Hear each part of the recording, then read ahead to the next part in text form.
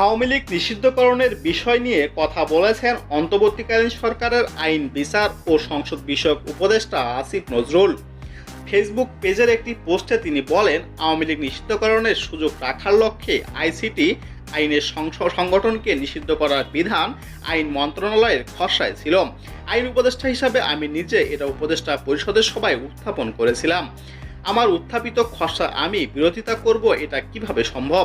উপদেষ্টা পরিষদের সভায় কোনো উপদেষ্টা কি ভূমিকা রেখেছেন এ নিয়ে আমাকে ছাত্র উপদেষ্টাদের বা অন্য কাউকে দোষারোপ করা ঠিক হবে না। সেখানে যা সিদ্ধান্ত হয় তার দায়িত্ব সরকার, আমাদের প্রতিটি উপদেষ্টা। আমাদের মধ্যে আওয়ামী লীগের বিষয়ে ব্যবস্থা গ্রহণের প্রশ্নে কোনো দ্বিমত নেই, তবে পদ্ধতি নিয়ে সবার নিজস্ব মত থাকতেই পারে।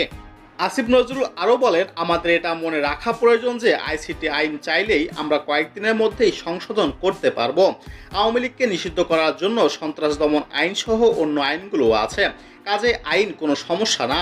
রাজনৈতিক দলগুলো আওয়ামী লীগের নিবন্ধন নিষিদ্ধকরণ চাইলে বা বিচারিক আদালতে এ সম্পর্কে কোনো পর্যবেক্ষণ বা রায় আসলেই অবশ্যই আইনগতভাবে দ্রুত আওয়ামী লীগকে নিষিদ্ধ করা যাবে। আমরা সেই প্রত্যাশায় আছি, ইনশাআল্লাহ।